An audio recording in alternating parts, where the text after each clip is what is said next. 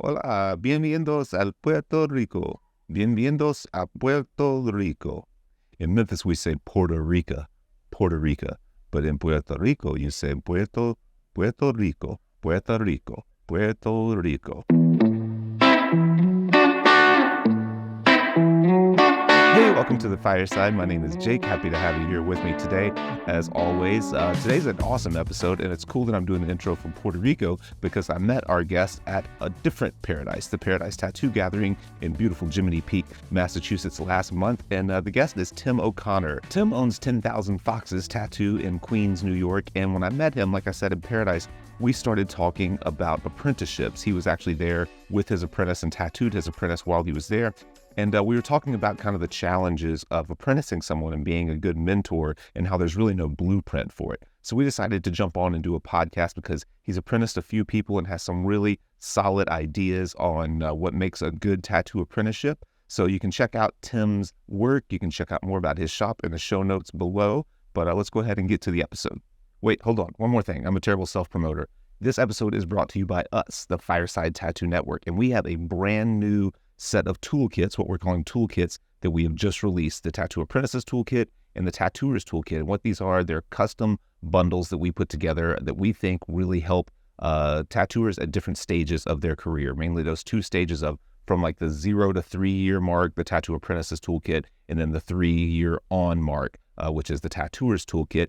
And you can check out more about both of those toolkits. I'll link to them in the show notes below. Like I said, they're just custom packages that I put together that I think can kind of walk you through the challenges of those phases in your tattoo career, getting started and then kind of getting over the hump from basic tattooing into maybe larger scale tattooing. Or maybe the Tattooers Toolkit is even great for someone who's been tattooing for a long time like myself and just feels kind of stuck in a rut, like they need to do something different, find something new to kind of kickstart them into a new gear. So check those out, Tattooers Toolkit, Tattoo Apprentices Toolkit. Now let's get to the episode.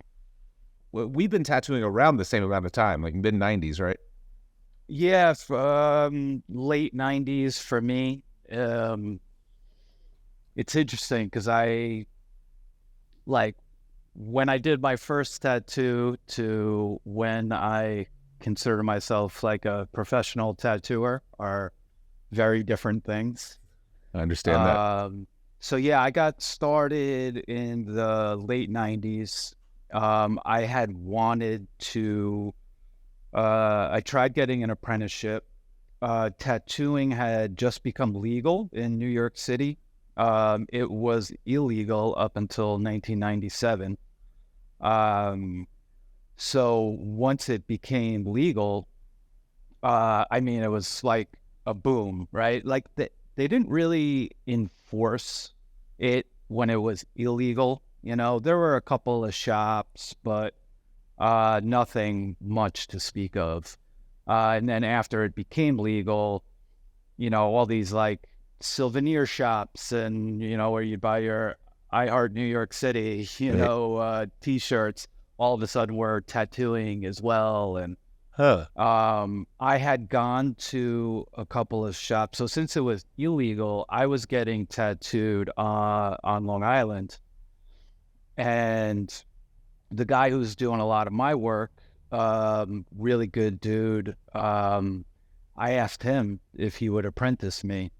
And he always liked my artwork a lot. And I was in art school for college. I was going to the School of Visual Arts. But he was like, I'm not a teacher, you know? He's like, I just do it. I don't know, you know? But he gave me a machine and a power supply and was like, good luck, bro. You know, like he knew I really, really wanted it. And in hindsight, I realized like, wow, that was pretty big. You know what I mean? For him to even do that. So in Chinatown in New York City, it still exists. Unimax was a store where you could go and buy tattoo supplies. So I'm pretty much, you know, self-taught, you know. Wow. What was the time frame from the legalization of tattooing in New York to the point that you could walk in and buy supplies at a shop? Was it kind of like ready to go as soon as it was legal? There were storefronts that you could go in and buy stuff?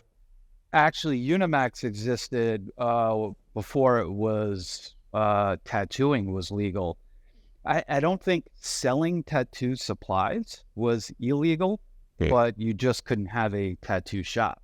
So that, from my knowledge, the law, what made it illegal, went back to like the 1930s or 40s with hepatitis, concerns and things like that. Um, but Unimax, like I know a lot of shops that were either on, so it was only illegal in the 5 boroughs of New York City. So Long Island and New Jersey Oh, is where people would go to get tattooed, or upstate New York. You just had to go outside the city limits. A lot of those people would get their supplies from Unimax, which was in the city. So, yeah, I don't think selling supplies was an issue. So I think for Unimax, it was great because now all these people in the city were, you know, going in and getting their supplies there. right. And you were able to buy when it was first legalized. What do you remember what the criteria was? Did you have to get an artist license or a shop license or both, or how did that Just work? just an artist license through Consumer Affairs / Board of Health.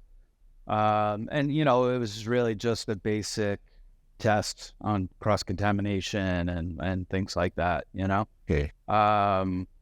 In all of the years I'm tattooing, since then, maybe 2 or 3 times has somebody from a health department like done a check in the shop. Like I wish they would do it even more, especially my shop now. I welcome them with open arms. You know what I mean? Because I feel like we go above and beyond. Right. But So I think, a way for the city to get some money annually from you. You know what I mean? yeah, and they have it. So to your point, they've never really put a lot back in the form of inspections and quality control and all that type of thing. They just collect the licensing fees and kind of let you That's go. it. Yeah, and it's just the artists, the individual artists that need to be licensed. A studio doesn't need any extra licensing or anything that any other business needs. Okay. Yeah. So strange how that is such a so specific area to area. There are areas that have artist license, some that just have shop license. If I'm not mistaken, I think that there's no such thing as an artist license in Texas. I might be wrong. I'm sure someone will correct me if that's true, if I'm wrong. But I think it's just a shop license, and then they can hire their artists. If it's not Texas, it's true somewhere. And in Tennessee, where I am, you have to have both. You have to have an artist license, shop license. If someone's an apprentice for the first year, they have an apprentice license, which is really no different other than it just says apprentice instead of tattoo artist. But What does the shop license entail? there's really not much to it. It's just the fee. It's double the fee of an artist license. Now they're supposed to do quarterly inspections, but when I moved to my spot in 2015, I think that I was the first one to do kind of a private studio in Memphis, at least. And so I went to the health department because they want to do these quarterly inspections, and they're meant to be surprise inspections.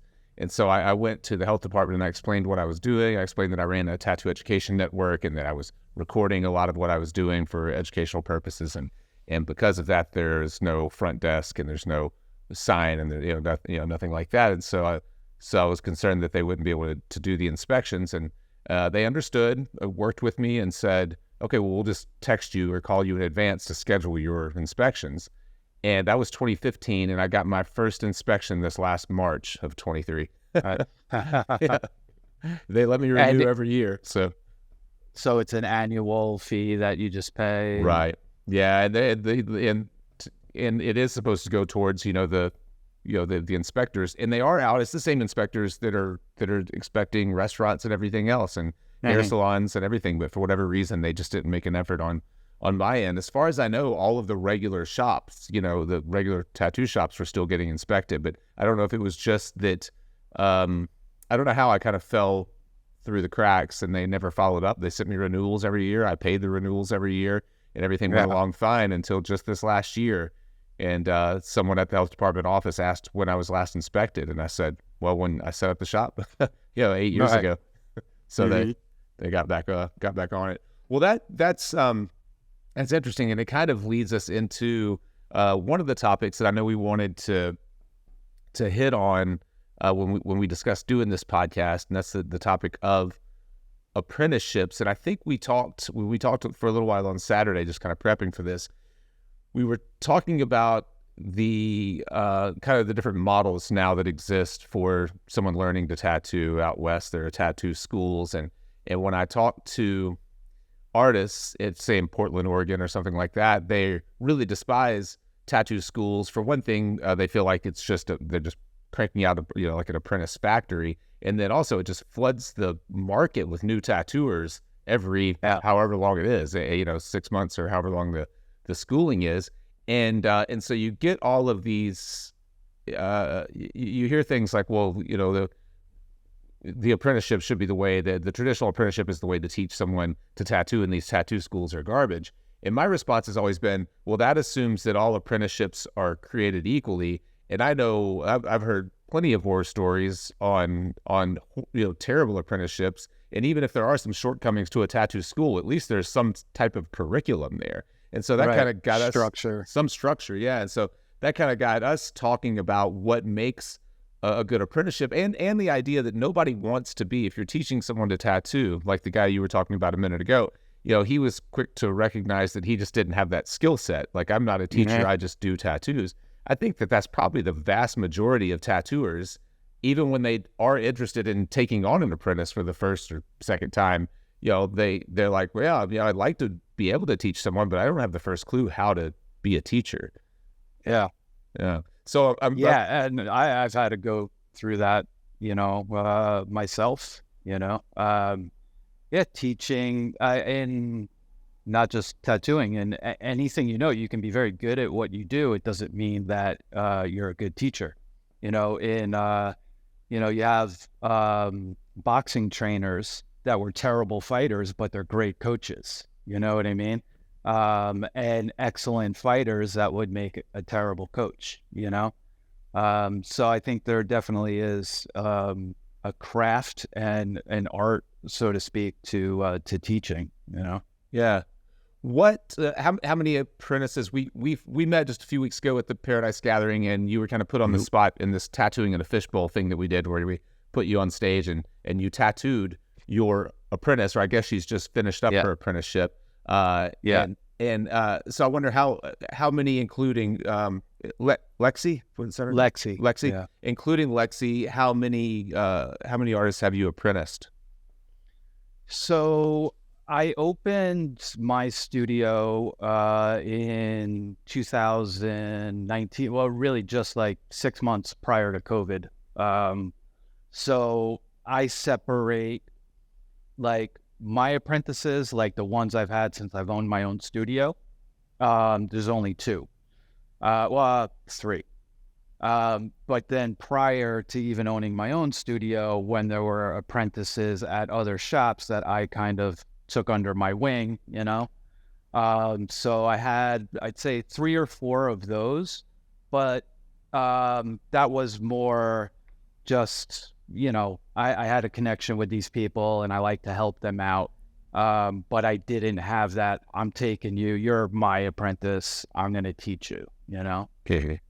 So it was interesting, the difference between that too, and just kind of showing some tips and tricks and encouragement and pointers to almost a coworker or an apprentice of the studio, as to now I feel the actual, like, putting the title of mentor on myself and having this responsibility to be like, okay, I'm the one that's, teaching you from scratch, Right. So at the studio, we've had 3 apprentices altogether, which is a relatively big number in a 4 years, 3 or 4 year span, especially considering COVID got in the way of it. What was that the intention? Did you intend just to hire artists, already kind of established artists, or was it your intention to have some kind of model where you train new people as well as bringing in experienced people? Yeah, it just, I get a lot of inquiries for apprenticeships, still now. And no, none of them had I really even thought about until the presented itself to me. I would meet with the person. What one thing I've tried to do is even now, if somebody inquires about an apprenticeship, or even if they're like an artist, this has happened, somewhat regularly. Say a 2 or 3 year artist, inquires about maybe working at the studio.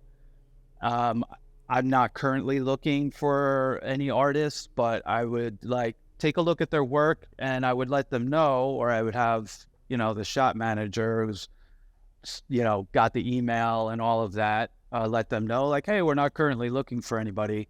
But, the owner, myself, would be happy to meet with you for a half hour or an hour, talk with you, look over your work, so that even though I'm not looking, like if I look at somebody's work and I'm like, oh, I see that they have potential, that there's not a spot at my studio right now for you, but a conversation, some pointers and things like that might go a long way for this person. And that's something that I would have killed for Eh, when I was first starting. So much like my buddy who was tattooing said to me, like, hey, I'm not a teacher or whatever. I also know if I can't offer what I expect from myself, if it's time restraints or whatever it may be to a potential apprentice, I'm not going to take them on.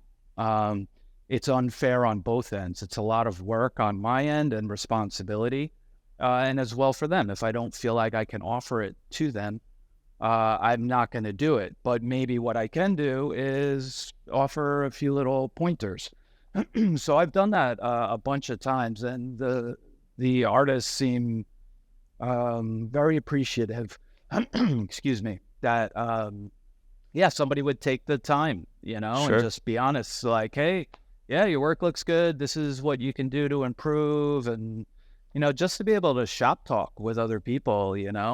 Sometimes that's all people are looking for. They're just craving somebody else to like talk tattoos with and have constructive criticism. Right.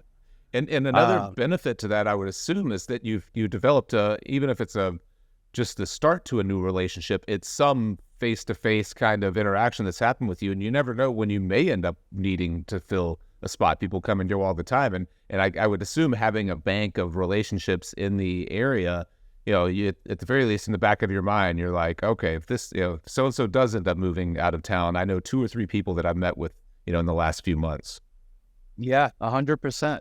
Yeah, it's relationship building, right? And even if it's where, hey, we're just friends and it's cool when we see each other at a convention or something like that, or to what you said, like, oh yeah, somebody moved and actually I got a station available, and you know not because I think a few things. One, for a street shop, um, it's important to be able to cater to a lot of different clientele.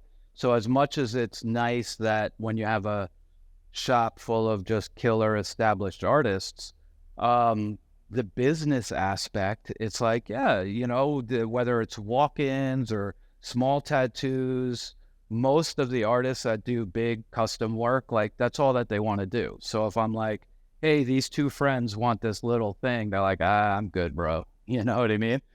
Um, as well as being able to offer that opportunity to an up and coming artist. Like that's where you need to start, and building relationships with clients, and those small tattoos, like small tattoos are hard too. You don't have a lot of room for error. So there's a lot to be said for the growth that happens within that. So it's a really important thing. So it goes both ways. It's important for the business to be able to offer that, because those small tattoos can become bigger ones, or their friends see it and look at maybe another artist in the shop or something like that. And then you're helping somebody, a newer artist, also, build their clientele and their career. Right. Yeah. What what's the balance like at your shop with as far as walk-ins and custom pieces? I've seen a few of your tattoos that are very large scale and really nice. Do you have a good mix of like walk-in artists as well? Not really. Lexi is the one that would do most of the walk-ins, for the most, we have artists that, have no problem doing small tattoos, but they're mainly appointment only. So even if there's like, a couple small things, I can book an appointment for an artist, and he'll come in and he'll do them and he'll do them great and it's all good. But, they won't necessarily, don't have a set schedule, whereas, with like Lexi, cause she's just finishing her apprenticeship, it's like she has her set schedule. So if she doesn't have appointments, like she's the one that's available for walk-ins. Right. Well, let's use Lexi as an example. When she first came to you looking for an apprenticeship, or if there's a better example, if it's one of the other couple that have come through, feel free to use whoever you like. But what are you kind of looking for? I guess you can kind of establish a little bit of a hierarchy of importance if you're able to, whether it's portfolio, personality, kind of whether or not you guys get together or seem to like you would get along together, or punctuality, they show up for their appointments on time, appearance, like, or do you have any kind of boxes that you were thinking in advance that you'd like to check? Yeah, and I think you just touched on the most important ones. Portfolio is very important, and I need to see potential, right? I don't need things to be great, but and I'm sure, you can look at somebody's work and be like, oh, okay, like you just need time, you need a little guidance, but I can help you with that. Some tattoo related stuff in the portfolio is very important to me, at least seeing like line work and things like that. Even though myself, I'm not like American traditional style tattooing, those fundamentals is where I start, right? So if I do see somebody that, even if it's not the greatest, but they put in some like American traditional or even neo-traditional style drawings, it shows me, one, okay, you're into tattoos, right? Like you kind of know styles, and I see what you're going for. It's not the greatest, but like it shows me where your mind is at. That's really big. And then, I believe my duty as a mentor is not just to teach you the technical side of tattooing, but how I can teach you to have a career, right? And what's the difference there? The difference is understanding the customer service aspect, how you carry yourself, being punctual, being prepared, taxes, like all of that stuff. So it can be tricky because you can have somebody that, in this industry especially, you can have somebody that maybe is a very talented artist, right? But they don't present well. And you can get a feel pretty quickly if it's like, punctuality is going to be an issue for you, professionalism. So for me to dedicate my time to somebody, I want to feel like you're going to have the whole picture, and so I haven't come across a case where somebody had a phenomenal portfolio, but their come across was terrible.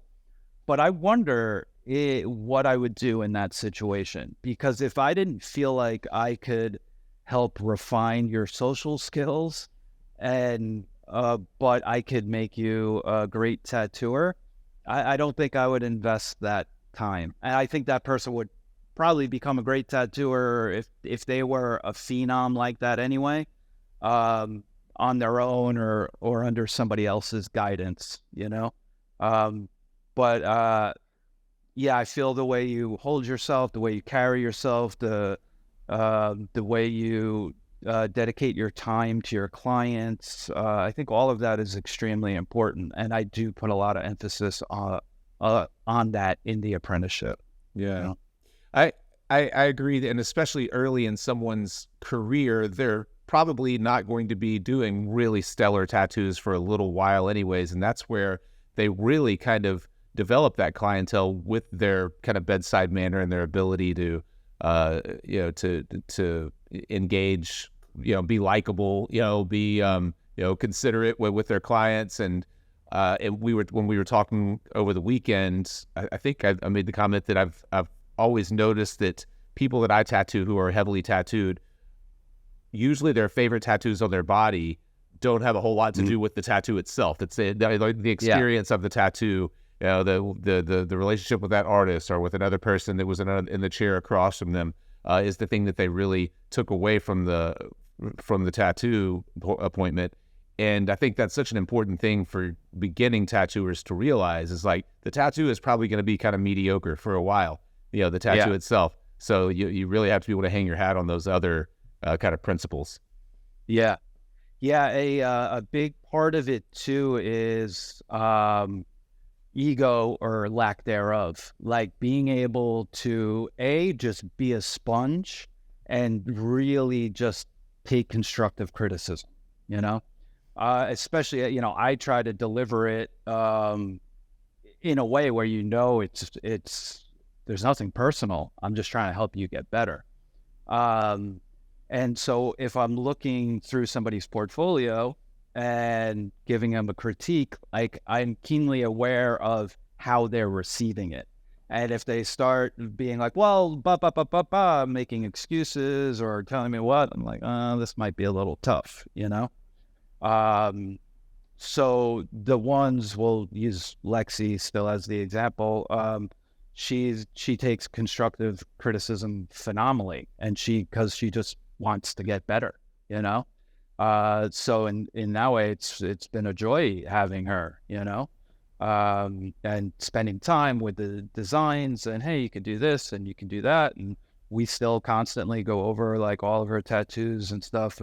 That is such an important thing. And I think back to, because I was self-taught and first couple of years working in a shop, I wasn't working around people that were being very open. And so even myself, I think I had a little defense system up, and I wouldn't be overly accepting, or I wouldn't allow myself to be like totally vulnerable and be like, hey man, like, what do you think about this? Like, go ahead, rip me a new one, even though when I was in art school, that's a huge part of it, right? Doing critiques, and I would be fine, putting my stuff up there and hearing what other people thought.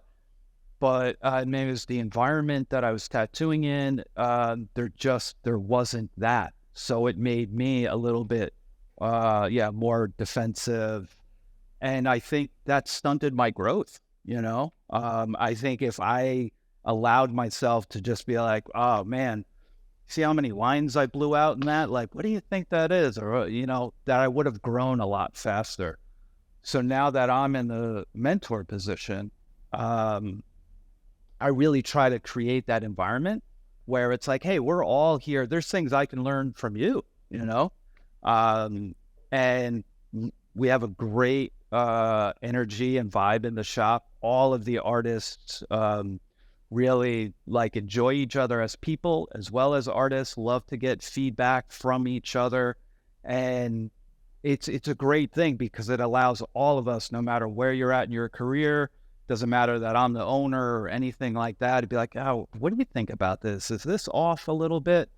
And having not had that for so long makes me really cherish having it, and also being able to like kind of foster that and give that to other people. Yeah. Do you have your apprentices show you at the end of each tattoo? Do they come around and let you take a look at the client before you wrap them up and all that? Like some of your, do you have processes like that in place, or are they free just to take a photo and you take a look at it and help out whenever you can? Yeah. Our shop is relatively small. So like Lexi tattoos right across from me. I still tattoo all the time. So it's rare that, she's tattooing and I'm not here. And there's even times, especially if I know, she has a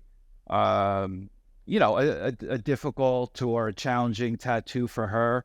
And even if I'm not scheduled to tattoo that day, like I'll make sure I'm here to help her out. We'll talk about ahead of time all the time, like, okay, what needles are you thinking about using, coil or rotary, what kind of color? Like we'll talk about all of that stuff before almost every single tattoo that she does, Yeah. I'm glad you brought up the coil or rotary. One of the first apprenticeship things that we talked about at the Tattooing and Fishbowl at the Paradise Gathering was you had set up several coil machines for the tattoo that you were doing. And when I found that you were tattooing Alexi and she was your apprentice, it came up that you had her start on coils. You believe that's pretty important for new tattooers? And if so, like, what are your thoughts on it? I do. I think, so I think there is a wealth of knowledge. I am not a loyal to the coil kind of, like I use both. I think both are great. They have their purposes. And a lot of times they're tools. And it's like, when you know all of those tools, it's like, okay, this is the job I have in front of me. What tools do I want that will get this job done the best? The main reason that I've taught all the apprentices and will continue to on coils is it forces you to examine technical aspects of tattooing that you don't have to with rotaries. At least the way my brain works and the way that I teach. In even standard needles, being able to use standard needles in certain rotaries. Most of the rotaries I use cartridges, but I can also I love the rotaries where I can use standard needles with them. And one of the main reasons is that feel, the response of the needle into the skin that you get with coils or with certain rotaries using standard needles. When you feel the difference, how you can be moving from an outer bicep to an inner bicep, and you can actually get that response in your hand that you don't really get, I think mainly probably because of the membranes and cartridges and, you're losing out on so much if you've never experienced that, because once you understand what that feeling is, you also know how to adapt to it, whether that's run your machine faster or slower, or work off the tip, or bury the needle a little bit more. To be able to examine those nuances with coils, as well as understanding when you're talking about, okay, I can use a tight 5 liner in this machine, but I would not use a straight 9 liner in this machine. Why is that? And when you start like examining all of that and breaking it down, both from the needle aspect as well as the machine, what area of the body you're using, there's so much knowledge to be had there that will make you a better tattooer, even if you go over and just use rotaries. But having that will just make you so much more well-rounded and a better understanding of the actual process of tattooing, the putting needles and ink from a machine into the skin. So it's way more time on both ends. It's a lot more for me to teach. It's a lot more for them to take in. But I honestly feel like in the long run, you'll be able to be like, no, I really at least have a solid foundation of like all of tattooing. Mm-hmm. So I don't know if that makes sense to other people or not. I love that explanation. I haven't heard it really. That put that thoroughly. And but I think one thing that particularly when you first start to tattoo is a lot of times it's hard to read the skin visually. And to your point, getting that feedback in your hand, a line looks pretty solid or a fill looks pretty solid whenever it's fresh, and then it comes back healed, and you go like, oh, what went wrong with that? And without that feedback, that feedback in your hand, to your point, that's like it's just another sense that you have to really ensure that, like, okay, I know I can feel before I even wipe that line is in there, or I know for sure that I'm gonna have to run that one again, or whatever it is. And it does take so much of that that type of feedback gets absorbed by a cartridge and a machine that doesn't provide any like audible feedback. A lot of the pen style, particularly the pen style rotaries now are so quiet you can't get any audible feedback from them at all. Yeah. And to be fair, it kind of goes for me. It went both ways. So I was learned and using coils for the majority of my tattooing. Better rotaries started coming out. I was trying them, liked them a lot for a few years. I was solely like rotaries. And it was, started using some Dan Cubans, which then I was like, oh, they feel and run like coils.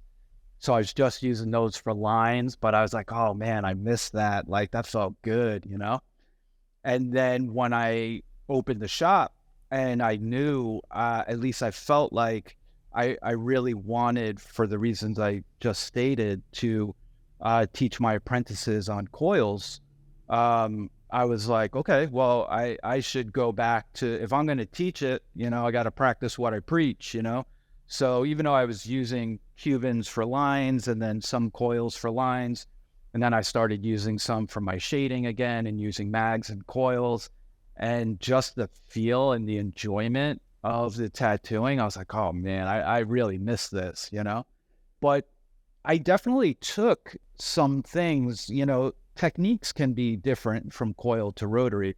Those couple of years that were solely rotary, when I went back to using coils, I felt like I actually took some of the techniques that I was using with my rotaries and started playing with my coils, and I wasn't tattooing that way previously.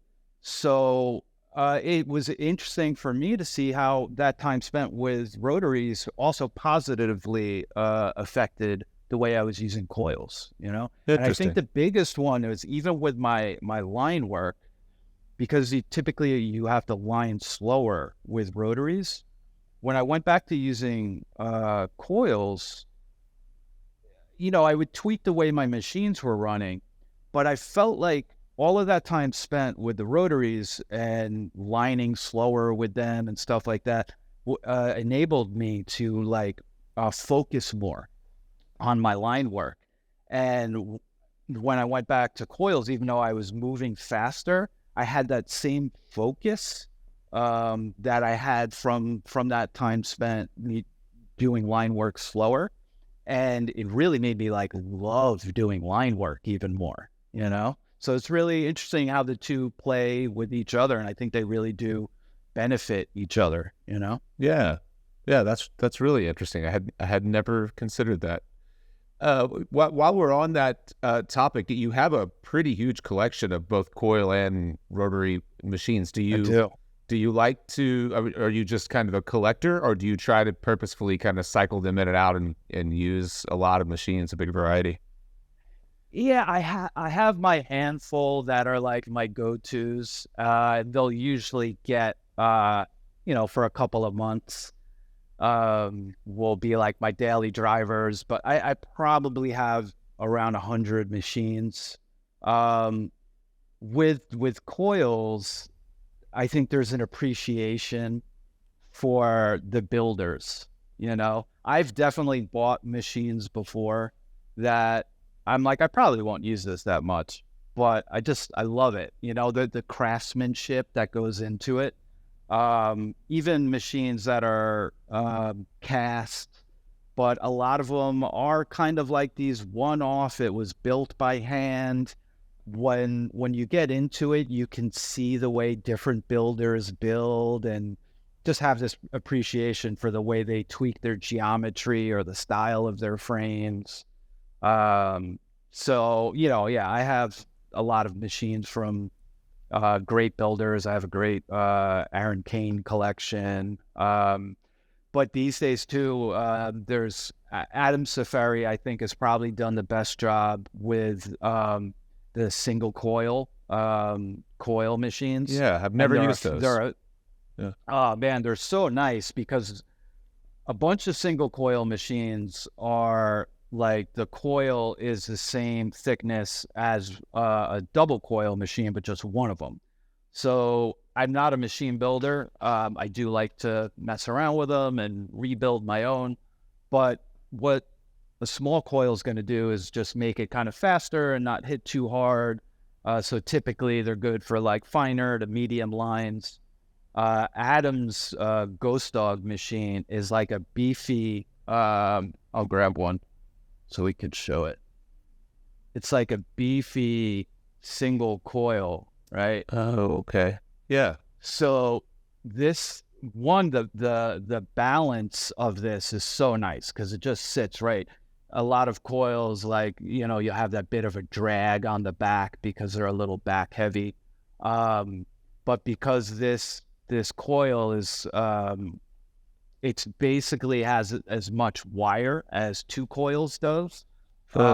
It has this beautiful range of being able to run like small to medium. I have both liners and shaders. I think I have 6 or 7 of those machines. Oh, wow. A lot of coils, there's a sweet spot. And it's like, oh, this is great for like these couple of needles and that's it. Whereas that machine is like, it has a really great range to it, But, coils are definitely heavier than rotaries. And especially when you got a decent amount of time tattooing on you, your hands can take a beating. So balance has really become a big part. And there's definitely coils that I have that I pick up and I'm like, oh, this feels like a kettlebell to me. Like, I don't think I could tattoo with it, Yeah. Yeah. But I do have a very nice collection. Yeah. That's incredible. Hopefully we can get some B-roll of some footage of a few of them to put over while we're while the video's playing. The one thing that I remember making a big difference in my life with coils, I never experienced like the hand fatigue that a lot of people did because I used stainless steel tubes and grips in larger ones. And when everything started to go disposable, before rotaries kind of jumped up, but when everything started going disposable and we went from using stainless steel grips at the shop to using plastic throwaway tubes and grips, that was whenever it was, to your point, just that the lack of balance and all the weight being on the backside. So I tattooed for years with pretty heavy coils. In fact, I had some old coastals. They were like big, heavy brass machines. They just weighed up. They were so heavy. Yeah, and those are heavy machines. Yeah, and I had those that I used for quite a few years with no real issues until we started getting away from using stainless steel and went to disposable tubes and grips. And I don't even remember why we did that kind of as a shop at this point, but that's whenever I started noticing real issues with my hand. It's about the same time that the first Cheyenne, that I saw the first Cheyenne Hawk or whatever it was, not the pin, but the original one. I thought, oh, maybe I'll try that out. And then that was kind of the beginning of the end for me with coils. Do you find that?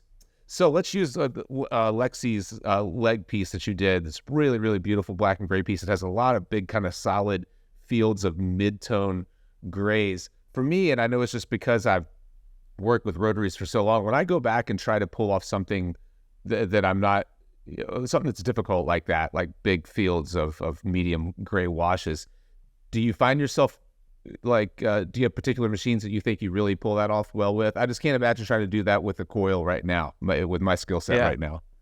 Yeah. Those, I did all of that. all of the gray wash in that tattoo you're speaking of was done with coils. Oh, wow.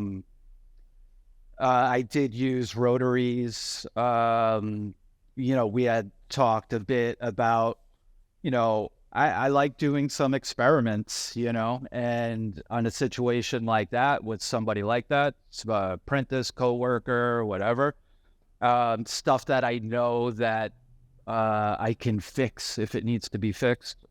So I would experiment I would set up coils as well as rotaries on that tattoo, and see, do I notice a difference? Not just when I'm doing it, but I'm going to be able to see this thing healed. For the most part, I didn't really see much of a difference. It was really whatever I felt like using, There were some pigments where I noticed the difference. But, to your point, so with coils, typically a 19 mag is the biggest I go. So if I want to use a larger mag than that, I'll usually use a rotary.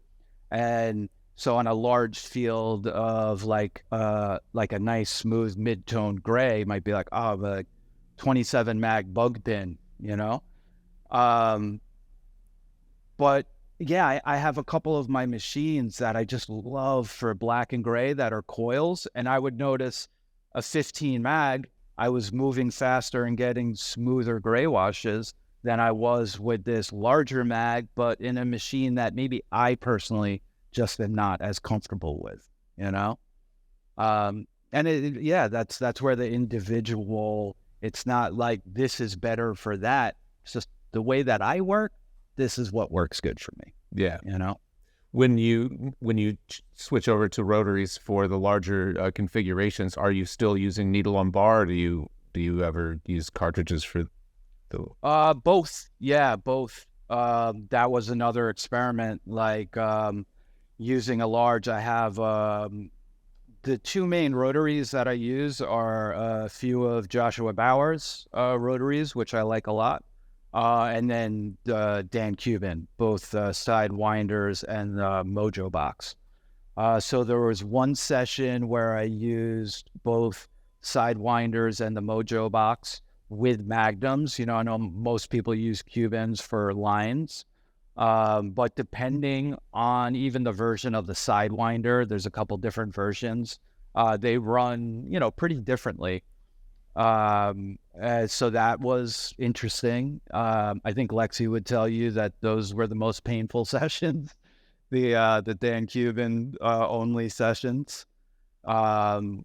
But all in all, it really came down to being able to see the work like healed and settled and all that. It really came down to like, I can adapt to the machine or make the machine adapt to me. Do I want to work fast in this area? Do I just want to take it slow and methodical? I want to take it slow and methodical. I'm going to use a rotary where I can turn down the speed and just like slowly pack it in. Versus the other, I did sessions of the other with just even a smaller mag. Like I did one session with just a 9 mag in a coil, and that with like relatively like large areas of black, and it healed super solid and smooth. Maybe that's just where my head was at. I felt like using that, and I know what technique, how I have to work my hand, and Right. But that goes back to knowing your tools and be like, this is the job I want to accomplish. How do I want to do it? So in going back to apprentices, like really being able to show there's more than one ways to skin a cat, and here are the tools to do it, and then it's just time and experience, beyond that. Right. Well, on that, transitioning back to apprenticeships and maybe even getting away from the technical side of it, do you assign a lot of homework? Do you have apprentices draw flash on a regular basis? Do you have them draw stuff that they would naturally draw, or things that are kind of out of their element, things Mhm. maybe that are more, tattooable than what they're not, than what their tendencies might be, or do you have Yeah. anything strict in that way? Strict. So fundamentals, and it's like, how do I want to accomplish these fundamentals? First and foremost, the first 6 months of an apprenticeship with me is customer service based. It doesn't mean there's drawing homework and assignments like that, but I don't teach the technical side of tattooing at all. And that is for multiple reasons. It's not just like, hey, the shop needs help up front, help this client, and also grab a broom and sweep when you're done. That stuff's important too, but it really does help teach the customer service aspect of our jobs. And so when somebody's walking in, and not just how to be polite, but you're not going to be doing that tattoo, right? But you want to talk to this person, listen to them, figure out what they want to do, help guide them to, okay, this would be a great artist for you. And all of that stuff comes back around when it's your time to be consulting with people and talking with them. Even emails, when they're doing emails or checking clients into the system and being thorough about all of that stuff.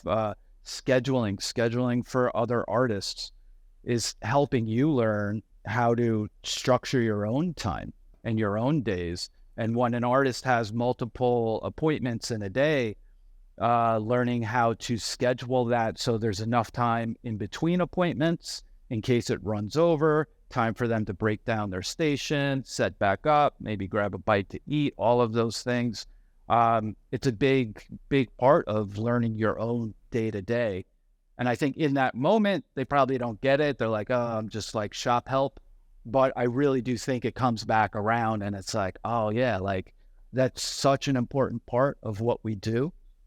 And that time I think is crucial. So that's the first 6 months. But in that, I'm giving drawing assignments and homework. A lot of times at first it's line work.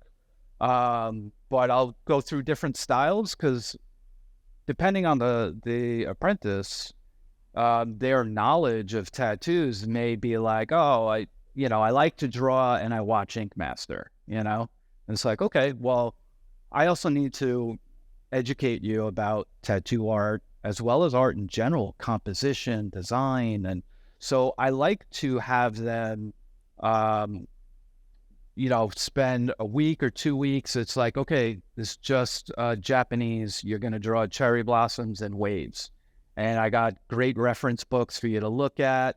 I'll give them some names of artists to look at. And I think there's also that, don't just like draw cool waves, but like really try to break down like the different ways that finger waves can be done and really understanding it, not just looking at something and copying it, but breaking it down to its core elements. And so you really like understand where these come from, Yeah. Yeah. I think that's so important, is kind of simplifying those concepts of what, taking traditional tattoo imagery and then breaking those things down into the basic kind of elements, the basic shapes and values, things that make them up, and then learning how to rearrange them kind of with your own thumbprint on them or for a particular area of the body. I know we have our foundations course is kind of a beginning drawing course for tattooing, and I always try to encourage people to be designing to an area of the body, even if you're not designing it for someone, even if it's a piece of flash, like just think about where it would ideally go and draw it to that. And like, what's the difference? A forearm and a calf are shaped pretty similarly, but different enough that if you think about the two of those things, you might approach it a little differently. Yeah, absolutely. Yeah. One of the things that I do then too is, so after 6 months, then I'll get a little bit more into the technical stuff. So they're still doing like front of house things and drawing assignments. But then I start teaching about needles and machines and even having them set up and break down my station. But so you're teaching that aspect of it. Then I'll ask them, I'll show them, all right, this is the tattoo that I'm going to do. These are the needles that I'm going to use. Pop quizzes, like, so what machine do you think I should use with this needle? Because this is what I want to do. We get into things like that. And then since I freehand a large majority of the work that I do, so one of the things I love to do is after I get my initial drawing down is have them sit in with me. And I have so many awesome clients that I know who I can and can't do this with, but I'll have the apprentice come in, and they can pretty much by that point tell where my drawing's going. And then, so I'll give them a Sharpie and be like, okay, like clean up my drawing. And what I think that does is kind of what you were saying to the design, the difference between an arm and a calf. Well, now you're getting to feel the body and drawing actually on the body, Right. And they're getting that first kind of like client interaction. And even though they're not actually tattooing, but it's like a step before that. And it's a cool experience for them. I get to see little things like their posture. Are they drawing like this? And I'm like, no, sit back, look at everything, where their hand goes, like all these things that it will actually translate to when they're tattooing as well. But for them to get that feeling of actually drawing on a person, I feel is a great step, Definitely. That's a great idea. Yeah. I've never done that. I love that. Love that idea. I remember one of the things in my apprenticeship, which wasn't ideal, was wiping for the artist. Like you would hold the rag and then you would wipe. And I remember thinking after I graduated my apprenticeship and started tattooing, like, how much more annoying could an experience be to the poor artist who has to like tell someone when and how to wipe? It's got to be the worst idea. That's funny. Yeah, I never. I don't think I'm going to incorporate that one. Don't incorporate that one. No. Yours is much better. I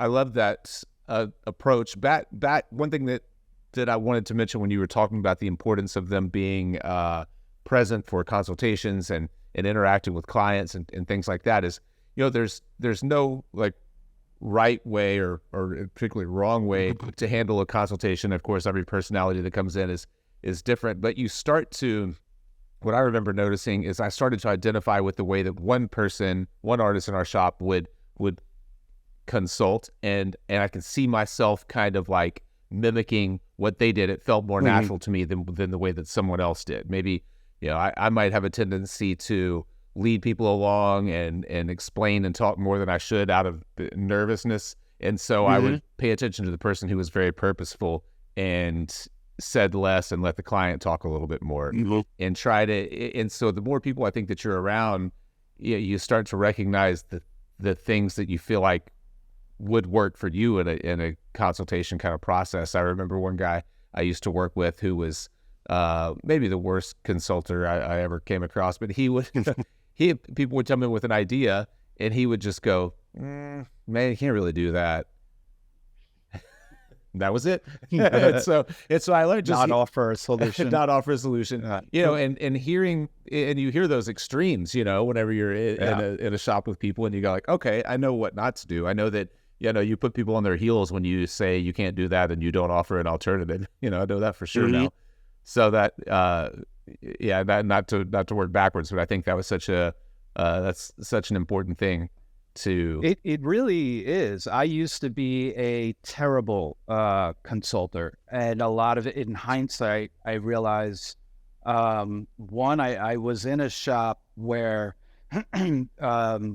I think because the owner wasn't a tattooer, he was very much just do whatever they want, and I was still very young and tattooing. And so I would just do whatever they want. So the consultation would be them telling me what they want. And I'd be like, okay, like you just told me what you want. Now I'll go do it.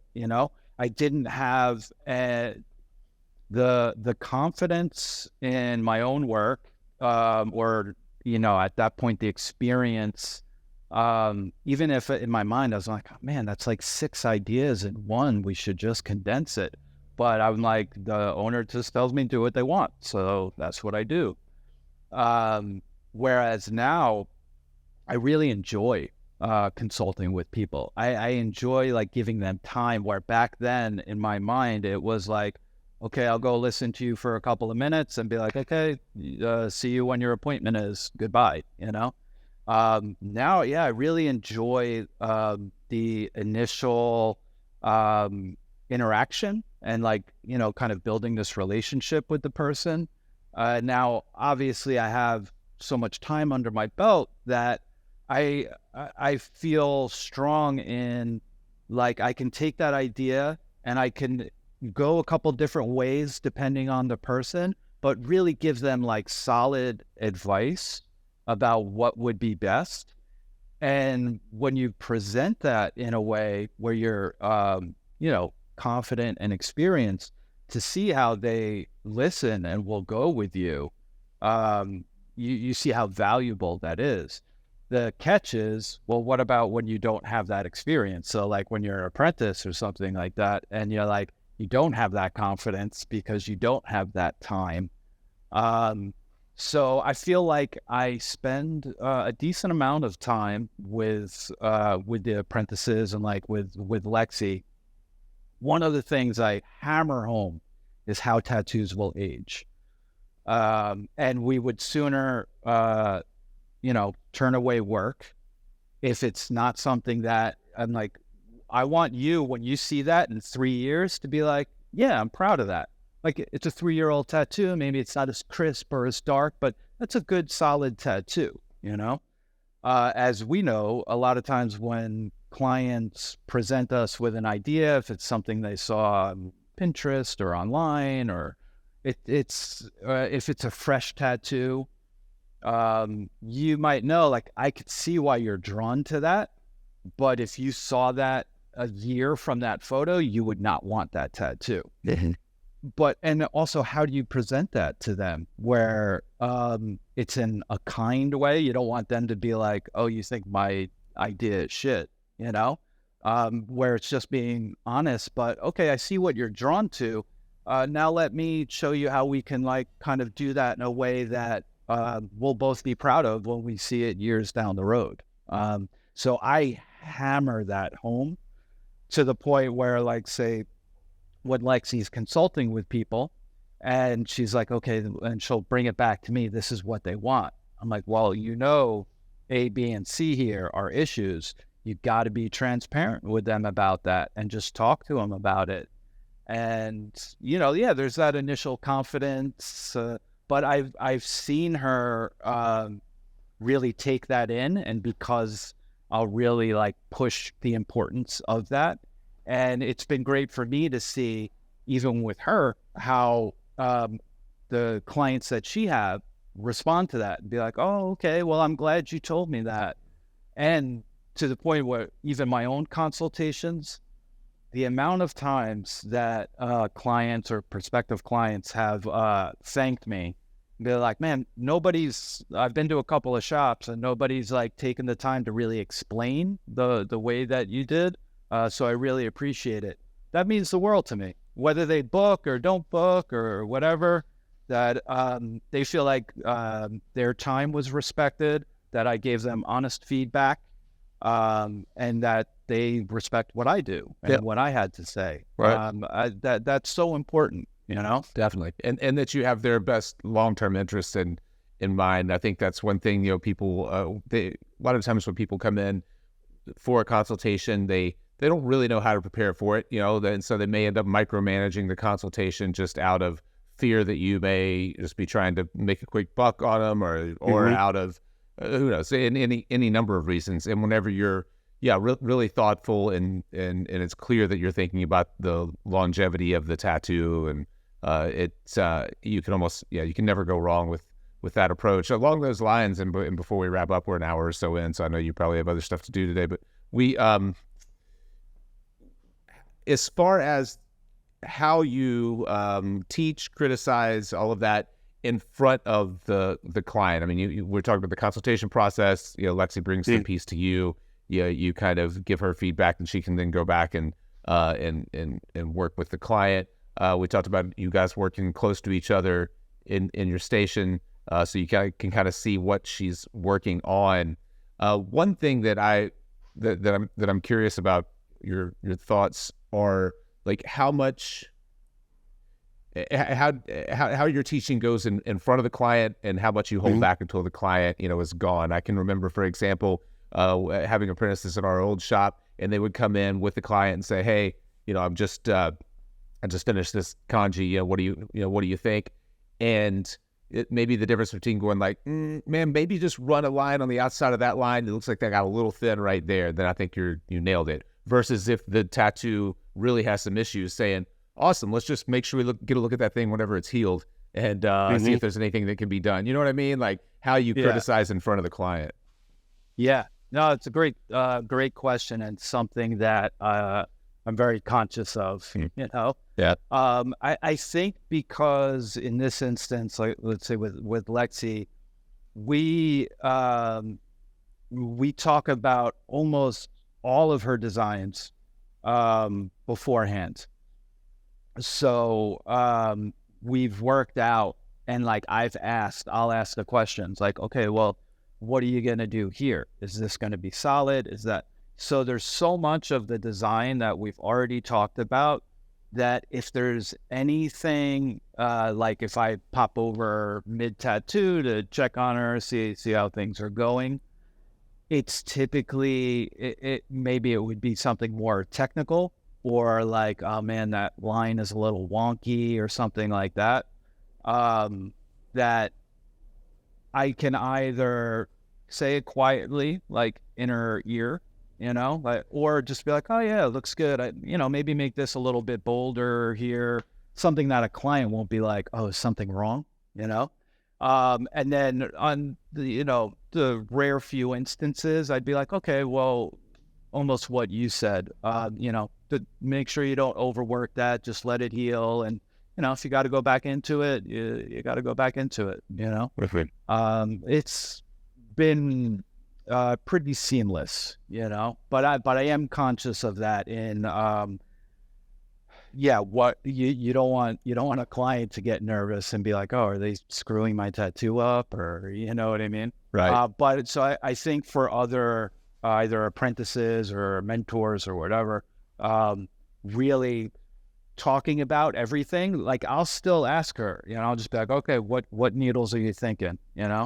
And, or she'll ask me, she'll be like, "You think a straight 7 for this or a tight 7? If you were to ask her, she'll tell you. I always will look, I'll ask where it's going on the body. I'll ask her what machine she's going to use. Is that the size of it? Location is important on the body. And like really give it that thought, because the difference between using, say, like a bold 7 and a tight 7 can make a big difference in a tattoo. So just by showing me line work, of the drawing and being like, "What do you think?" Without me knowing this other information, I can't really give you a fully like educated answer, Right. So I'll, even for something that should seem simple, like, "Oh yeah, do a straight 7 and a tight 5, and that'll be perfect." Asking those other questions, I feel like, I take the time to make sure at least I feel like I'm giving her the best advice and we're on the same page going into it, Yeah. And it's worked really well. She's doing great and killing it. Yeah, that's awesome. I didn't intend to talk about her as much in this podcast. If she's like shy, I apologize to her for me, but I think we should probably show. She'll be thrilled. Awesome. We should probably make sure we link to some of her work in the show notes, since we've used her as an example so many times. Yeah, for sure. Yeah.